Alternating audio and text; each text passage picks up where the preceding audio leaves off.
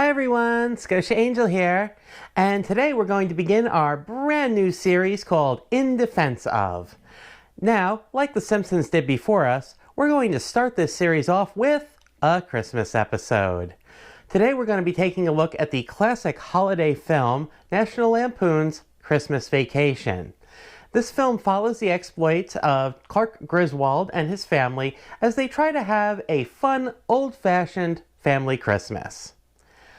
Early on in the film, we're introduced to the Griswold family's next-door neighbors, Todd and Margo.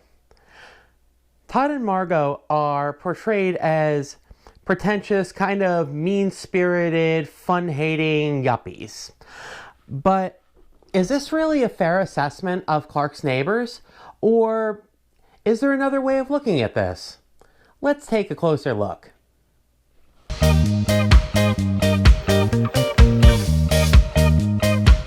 It's established pretty early on that there is some animosity between Clark and his neighbors.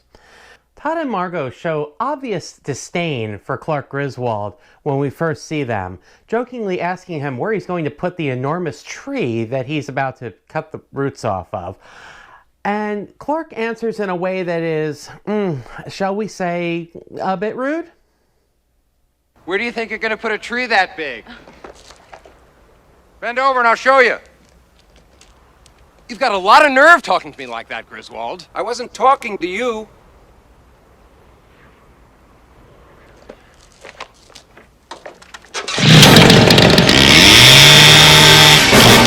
You'll notice here, though, that Todd and Margo don't escalate the situation any further. This is the sort of thing that would normally lead to a fairly large argument, but instead the two of them choose to walk away. And the big question is, well, why? If you were confronted by such a thing, wouldn't you respond in some way instead of just walking inside and forgetting about the whole thing? It seems that Clark is a bit of a, shall we say, hothead. He's unhinged, he acts irrationally, and he's probably not the type of person that you want to be getting into an argument with because it could lead to who knows where. In this scene, we see Clark deliberately antagonizing another motorist on the road, even ignoring the pleas of his own wife and putting his family in danger. Later in the film, we see Clark lose his cool multiple times, going completely off the rails.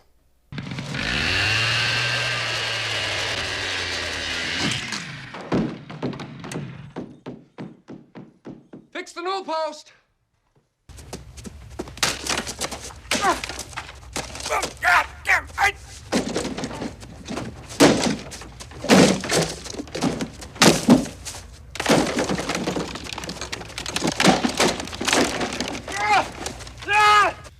And I want to look him straight in the eye, and I want to tell him what a cheap, lying, no-good, rotten, four-flushing, low-life, snake-licking, dirt-eating, inbred, overstuffed, ignorant, blood-sucking, dog-kissing, brainless, dickless, hopeless, heartless, fat-ass, bug-eyed, stiff-legged, spotty-lipped, worm-headed sack of monkey shit he is!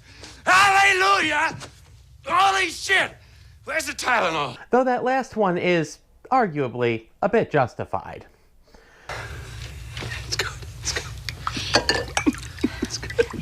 So, Todd and Margo have likely lived next to Clark long enough to know that getting into any kind of argument or altercation with him is just not worth the hassle. Well, obviously something had to break the window, something had to hit the stereo.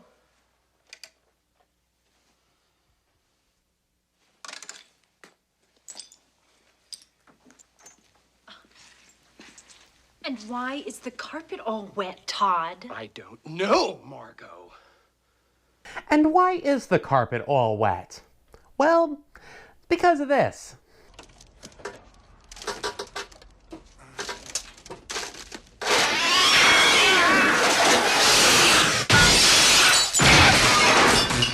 Which brings me to my next point. Clark causes major damage to his neighbor's property and doesn't so much as leave a note on their door asking to speak to them or offering to rectify the situation. Later in the movie, we see Clark cut down a tree near Todd and Margo's house, which ends up going through their dining room window. Again, he does nothing to rectify the situation. It can be argued that Clark didn't know about the ice, but he definitely knew that he put a tree through his neighbor's window. And we can assume that this sort of reckless behavior is just commonplace for Clark. In fact, we see it multiple times throughout the movie.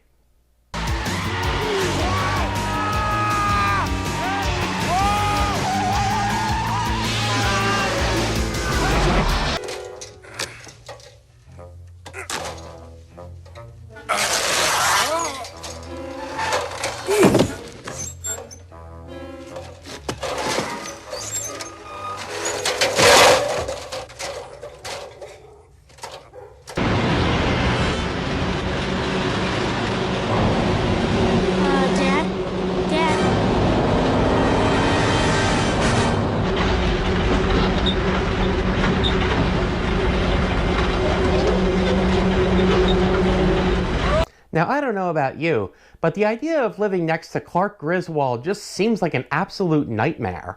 And while Todd and Margo might be fun-hating yuppies, they haven't really done anything wrong here.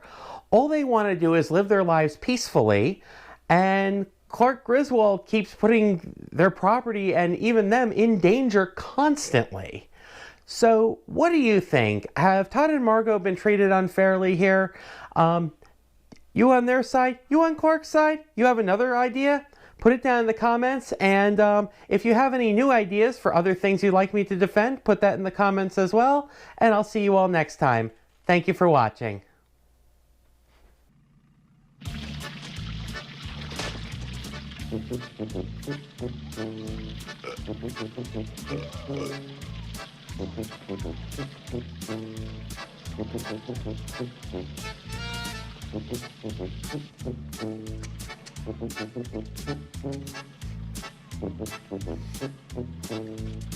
Merry Christmas! Dinner was full!